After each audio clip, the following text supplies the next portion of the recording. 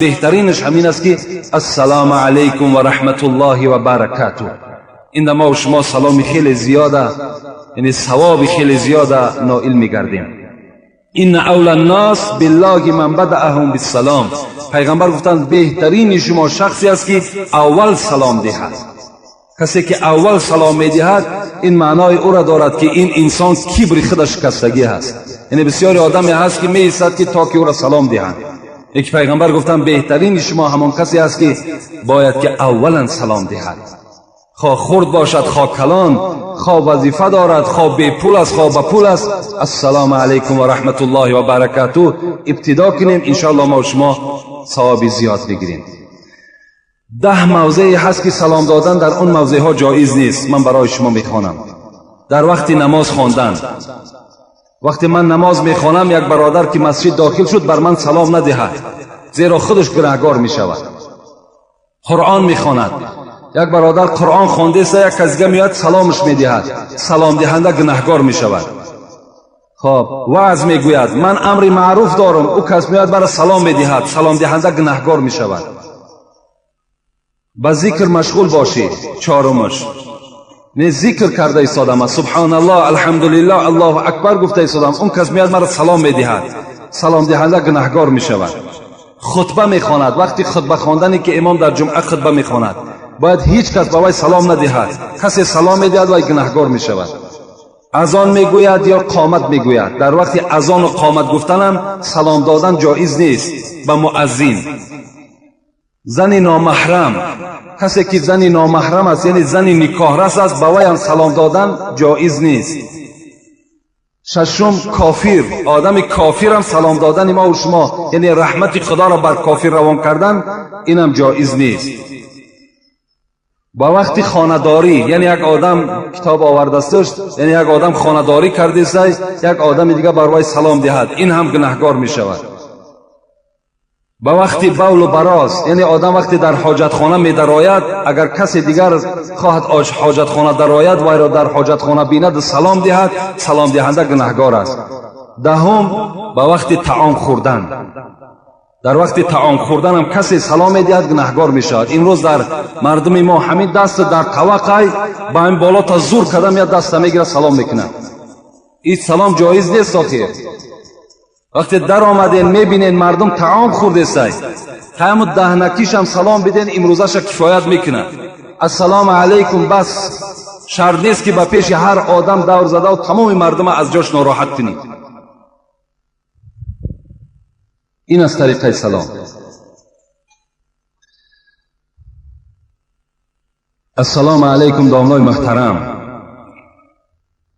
آیا در یگان کتاب خبر افیون آمده است؟ افیون در قرآن، افیون حرام است. انما الخمر، خدا در قرآن میگوید خمر حرام است.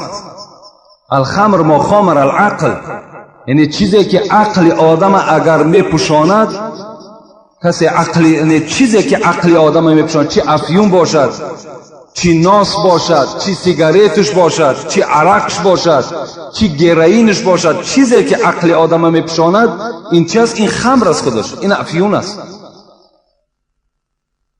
در کتاب خلاصه، فتوای خلاصه مشکات، آسان ترینش همین است که آدم در وقت مردن کلمه شهادت فراموش می شود. بین از این در ضرر کلان هست دیگر.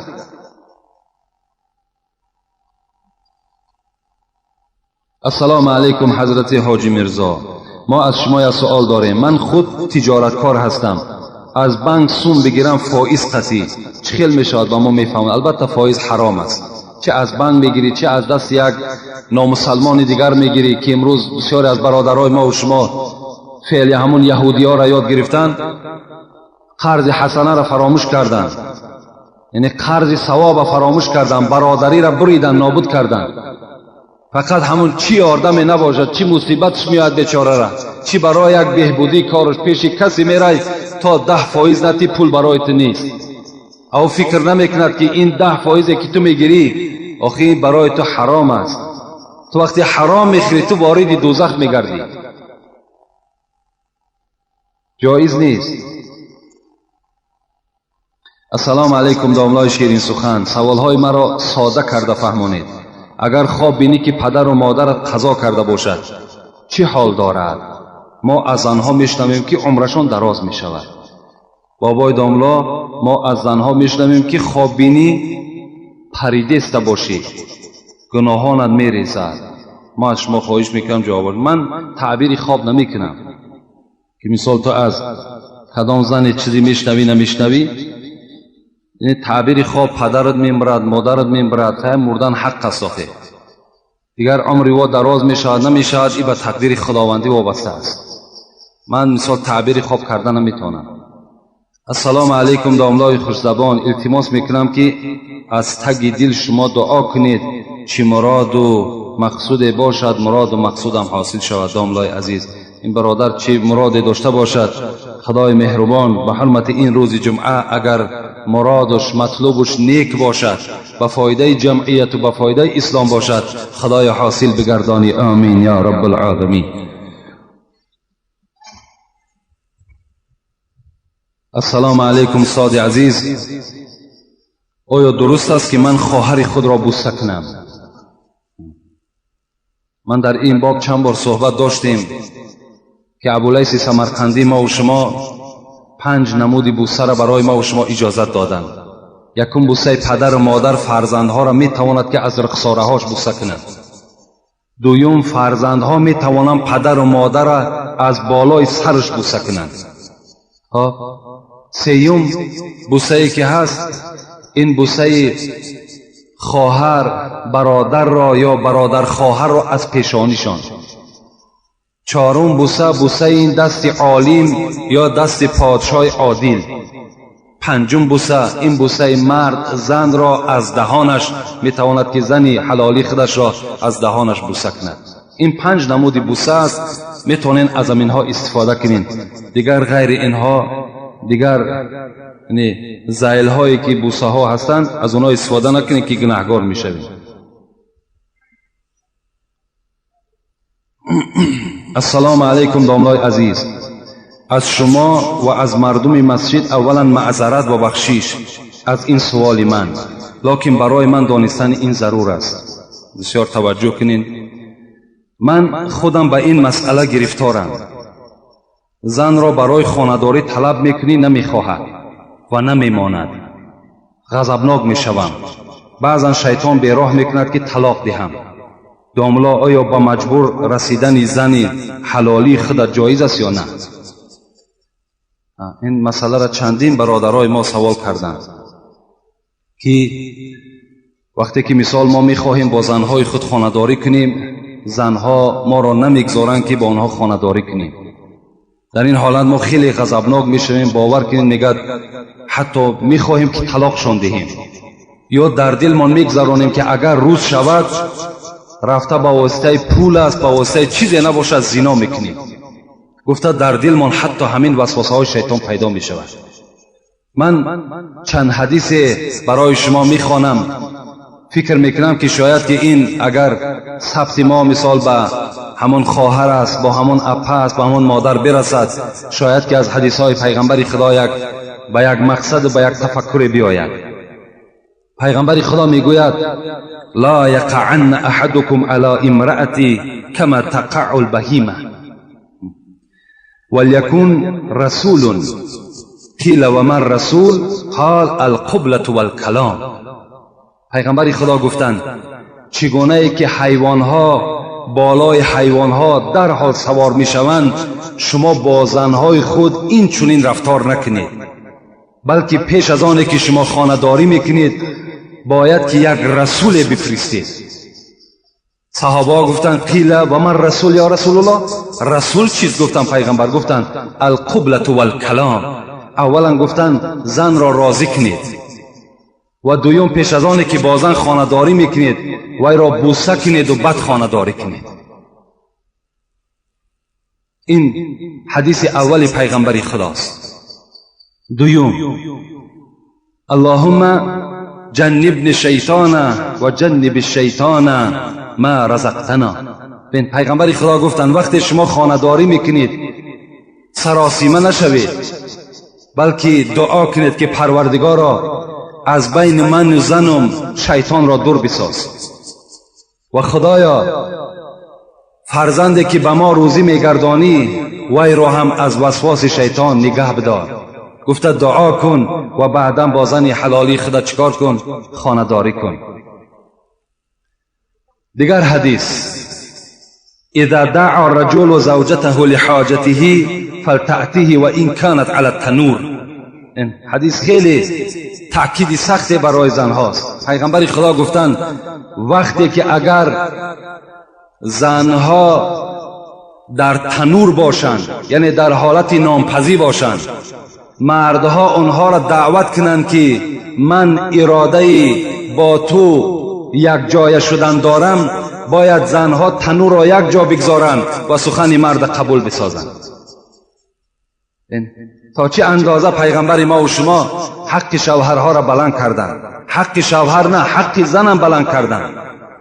لیکن خبر دادند که یعنی شما به آنها خبر مثبت دهید. اگرچند از نزد تنور شما جدا شده هم نمیتونید، بلکه به اون مرد یک چهره خندان خود نمایان کنید و با او وعده بدید که البته من تو را راضی میگردانم.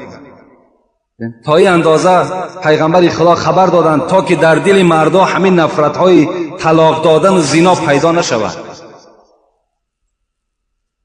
در دیگر حدیث پیغمبر خدا میگوید فبات غضبان، یعنی مردی که از زن خود طلب میکند لیکن اون زن نمیخواهد و مرد راضی نمیگرداند، فبات غضبان.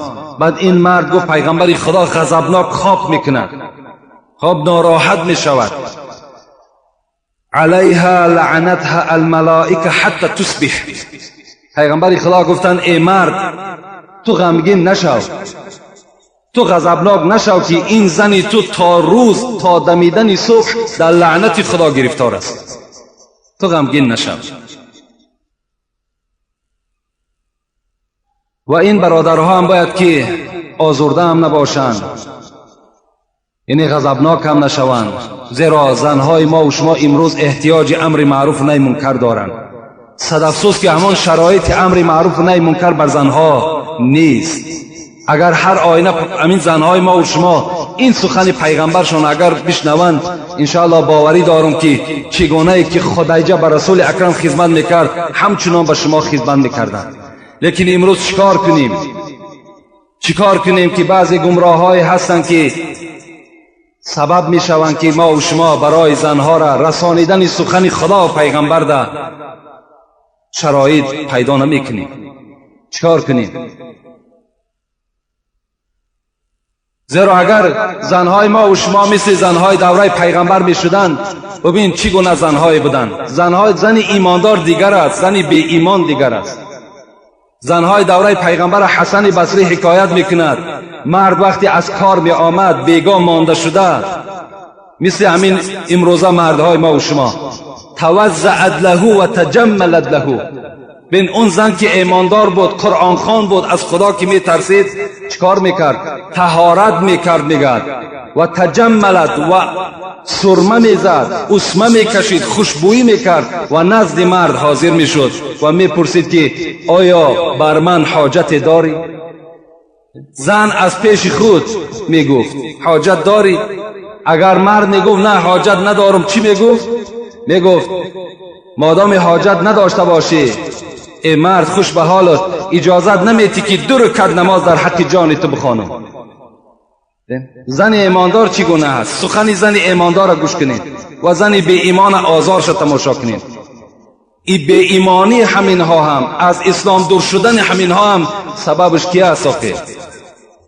سببش با بعضی از پیشواهای ما و شماست. اگر زنهای ما و شما بشنوند باور کنین، انشاءالله من باوری دارم که تمام خدمت اسلامی را برای شما جاری میکنن. یک قصه یادم آمد، همون مادر ام سلیم بن زن ایمانداره، وقتی که شوهرش یعنی یک فرزند داشت به نام انس، وقتی شوهر اولش از دنیا گذشت، شوهر دیگری برای تربیت انس گرفت که این ابو طلحه بود. ابو طلحه یک چند زندگی کردند، یک فرزند یافتند، ابو عمیر. ابو طلحه میگوید به حد همین ابو عمیر را دوست می داشت، فرزندش را دوست می داشت. این فرزند میگه دوست رو یک شد و بیمار شد. این ابو طلحه که روز کار میکرد تا بیگاه، روز روزدار بود، باز میگوید صاحب کتاب، بیگاه که می آمد مانده میشد. دائم از حال این فرزندش خبر میگرفت. یک تبی بلند داشت. میگه روز از روزها میگه این ابو عمیر، ابو طلحه پدرش میگه در کار در بیرون بود، ابو عمیر از دنیا گذشت. این زن مسلمان چیکار کرد؟ در حال این فرزند خود به دست خود شست، پاکیزه کرد، کفن کرد، در یک خانه برده گذاشت. قریب بیگاه بود، میدانست که شوهرش از کار می آید. بعداً چیکار کرد؟ وقتی شوهر در آمد، ابو طلحه پرسید فرزندمان چگونه است؟ گفت از دیروز دیده خیلی بهتر است. بنهاد میدانست که شوهر روزدار است، شوهر مانده شده است. گفت از دیروزه دیده ابو طلحه امروز ابو عمیر خیلی حالش خوب است، سبک شده است. پدرشون خرسند شدند. سلیم میگوید در حال دسترخوان پرتافتم، شوهرم روزه را شکای. شب یک قسم شب گذشت، میگه با شوهر خود میگه خانه‌داری کرده، در حالتی که فرزند در کفن در یک خانه دیگر گذاشته شده است. با شوهر خودم خانه‌داری کردم. قسم صبح میگه شد و گفتم ابو طلحه اگر کسی بر کسی عاریت دهد، امانت دهد، عاریت، پس باید عاریت را نزد خود منع کنی یا که باید به صاحبش بر بگردانی؟ گفت البته عاریت را باید پس بگردانی، زیرا وی مالی ما نیست. گفت ابو طلحه آگاه باش که امشب همون فرزندی که امانت در نزد ما بود خدا وی را گرفت. ابو طلحه میگه خشمناک شدن. گفتن دیروز کی بود؟ گفت بیگاه. گفت چرا مرا خبر ندادی؟ گفت ابو طلحه من دیدم تو خیلی خسته بودی، خیلی مانده بودی، روزدار بودی. اگر من به تو خبر این فوت فرزند خبر میدادم، هر آینه تو روزه را نمیشکایدی و تو باز خستگی تو زیادتر میشد. ابو طلحه میگه دوان نزد سرور کائنات محمد آمد و خبر داد که پیغمبر خدا امشب زن من این چنین معامله کرد، چی میگویی؟ گفت خداوند در این شب شما مبارک داد، این شب شما را خیلی شب مبارک گردانید. یکی از صحابای پیغمبر میگوید وقتی پیغمبر از دنیا گذشت، ابو طلحه را خداوند یک فرزند داد به نام عبدالله که وی میگد از وی 9 فرزند دیگر شد. همین 10 فرزند همش حافظ قرآن بودند از دعای برکت پیغمبر خدا. این چگونه یک زنهای مهربان بودند، چگونه شوهرها را احترام میکردند و به این درجات اونها رسیدند.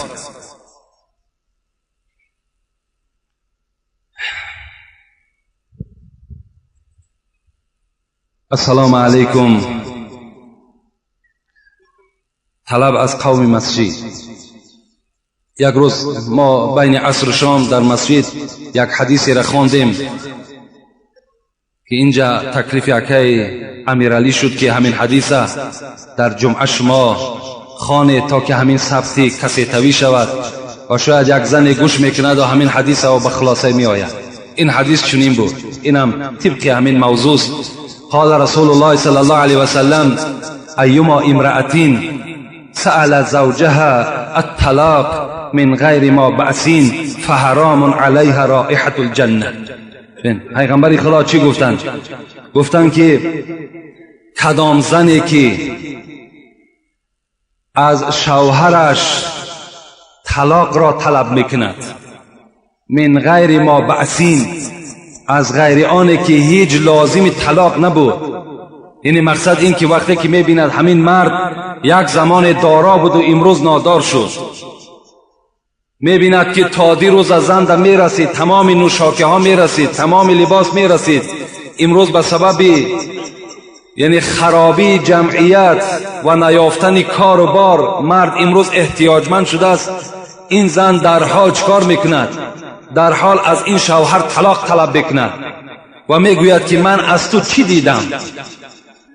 اگر زنی که این لفظ را استفاده کند، پیغمبر خدا گفتند فحرام علیها رائحة الجنه، بوی جنت از 500 سال راه بر جنتی ها میرسد.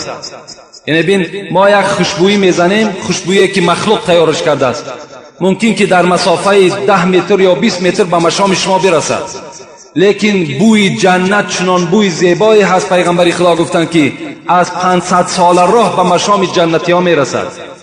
انا همین قدر مسافه دور همین بوی جنت بر دماغ همان زنی که از شوهر خودش طلاق طلب میکند نمیرسد.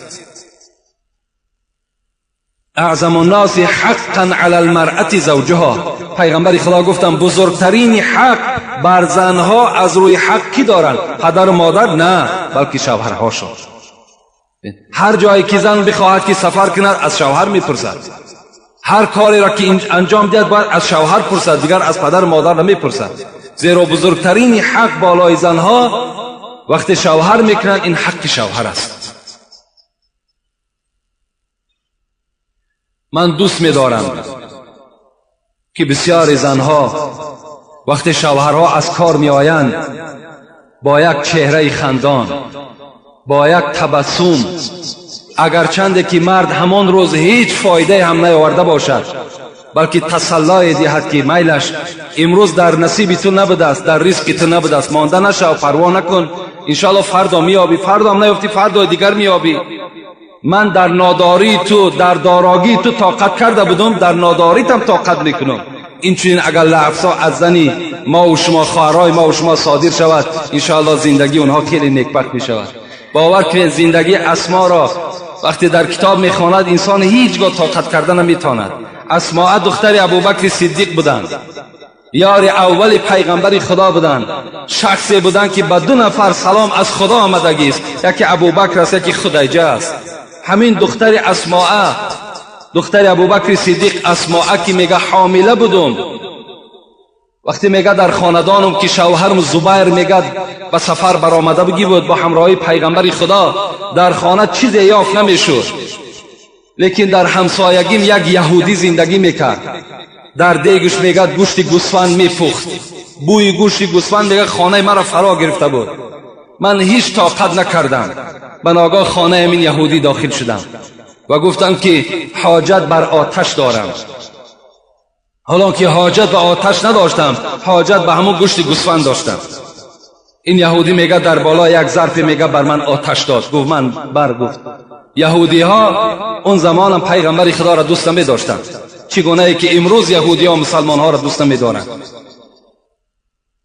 گشته آمدم در خانه، طاقت نکردم، بار دوم باز رفتم، گفتم احتیاجی به آتش دارم. باز میگه آتش داد و گوشت نداد. میگه باز گشته آمدم، 3م بار رفتم، باز همچنان معامله کرد. بناگاه دستم برداشتم، گفتم پروردگارا خدایا، گفتم دیگر دادرسی به جز تو من ندارم، در دل همین یهودی داخل کن تا که در یک ظرف برای من طعام روان کند. دیگر هیچ طاقتی ندارم، به جز همین طعام امروز هیچ چیز برای من محبوب تر نیست. دعای من میگه به نشان خود رسید. بناگاه میگه شوهر همون یهودی آمد و از زن خود پرسید که امروز کسی ما را سراغ نکرد؟ گفت به جز همین زن عرب دیگر کسی سراغ نکرد. گفت چی گفت؟ گفت از من آتش پرسید خلاص. گفته ای زنه، گفت در یک ظرف گفت گوشت و آب همین شوربای گوشت پر کن و برده بر همین همسایه عرب بده، تا اگر بر او طعام ندهی این طعام تو برای من حرام است، من نمیخورم. دعای اسماء در نزد خدا قبول گشت. در همین خیل شرایط ها اون زنها چکار کردن؟ طاقت کردن و شوهرهای خدا احترام کردن. خدا رحمت کند سعدی را چی میگد؟ زنی خوب فرمانبری پارسا کند مردی درویش را پادشاه. اگر زنی خوب باشد، فرمانبردار باشد، خدا ترس باشد، همین مرد فقیر گدای تلبنده را پادشاه میکند. برو 5 نوبت بزن بر درت، اگر یاری موافق بود در برت. او خدا رحمت کند سعدی را. برو ای مرد میگد خوش به حالت 5 وقت نماز به جماعت بخوان، وقتی که زنی مسلمان داشته باشی. تو زنی مسلمان داشته باشی، بی پروا رفته در مسجد نماز خواندن بگیر، هیچ فکر خیال در خاطرت نگذران. همه روز اگر غم خوری غم مدار، چو شب غم گسارت بود در کنار. چی تو امروز روزی دراز تشویش زندگی میخوری؟ چه از ناداری خیلی غم میخوری، مادامی که در برت شب یک یاری موافق داری، یک زنی مسلمان داری، دیگر پروا نکن، دیگر پروا نکن. به زیدان قاضی گرفتار بی که در خانه بینی در ابرو گیره. خدا رحمت کند. میگه وقتی که اگر زنی داشته باشی که خوق داشته باشد، چی تو دارا باشی چی نادار باشی، وقتی خانه میدرای میبینی که ابروهای گیره بسته، میبینی که یک اندام تروش بر روی تو میکند، از این ده گفت همون زندان قاضی بهتر است از اویی که در این خیل خانه این خیل زن زندگی میکند.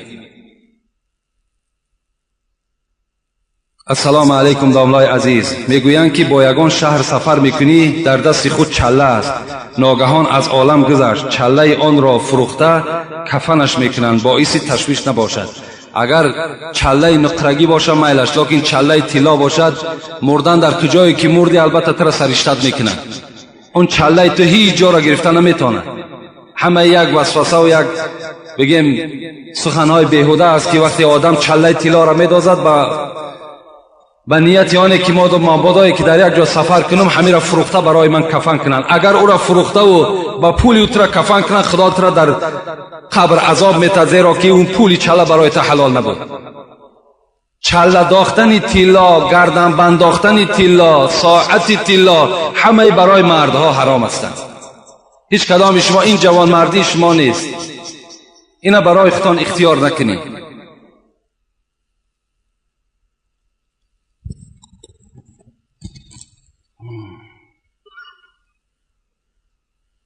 السلام علیکم دولای عزیز. التماس به سوال من جواب گردانید. وقتی که من به یگان کس میگویم نماز خوان یا زنا نکن، عرق نخور، میگوید که هر یک کار بر رضای خدا میشود.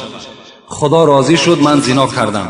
میگوید نمیشود که من هم زنا کنم عرق خورم، با راضی خدا هست. التماس با بابای حاجی درباره قضا میگویند یگان مسئله گپ زنید. البته لاهوری میگوید خدا رحمت کند، ولی در بین ما و شما همین گپا هست که عرق می نوشد زنا میکند، بعد میگوید که خیلی خدا راضی بوده است. نه، خدا در کاری بد ما و شما راضی نیست. خداوند هیچ وقت راضی نیست که بنده او زناکار باشد. خدا هیچ وقت راضی نیست که بنده او بی نماز باشد. بلکه لاهوری میگوید که بنده های ضعیف خدا با همین سخن تکیه میکنند و میگویند که خیر رضاگی خدا بوده است، بلکه رضاگی خدا نیست. خدا رحمت کند. مولوی را من یک چند سطرهای را به شما میخوانم در باب تقدیر. چی سخن زیبا گفتند: دو راه پیش ده بندن نهاده، به دستت اختیاری جوز داده. خدا در پیش تو دو راه را مانده است، یکی راه بد، یکی راه خوب، و تو را اختیار گذاشته است کدام راهی را که انتخاب بکنی. عقل او به همین پیش مسجد ما و شما میگذرد. آیا خدا راضی نیست که مثل شما داخل مسجد شود نماز خواند؟ راضی است. او وسواس شیطان است. او را شیطان نمیگذارد که نماز خواند. او را شیطان نمیگذارد که آمده مثل ما و شما عبادت کند، بلکه او وسواسهای شیطان است که زناکار می شود، عرق خور می شود. این راضگی خدا نیست. اگر جنت روی رو در رهی راست، به چپ مائل مشو که دوزخ آنجاست. حضرت گفتن این راهی راست، این راهی چپ. چپش دوزخ، راستش بهشت. اگر چپش میگیری دوزخ میری، راستش میگیری چکار میکنی؟ وارد جنت میشوی. زیراهی نیک و بد ایزید خبر داد، تو را عقل و خرد هوش بصر داد. خداوند همه را به تو خبر داده است. همه عبادت ها و همه منهیات و همه مشروعات به تو خبر دادگی است. کدام کار درست، کدام کار نادرست، همش خبر داد. و تو را عقل داد خدا.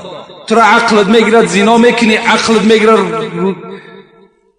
عرق مینوشی، عقلت میگیرد مثال قماربازی میکنی. چرا عقلت نمیگیرد نماز بخوانی؟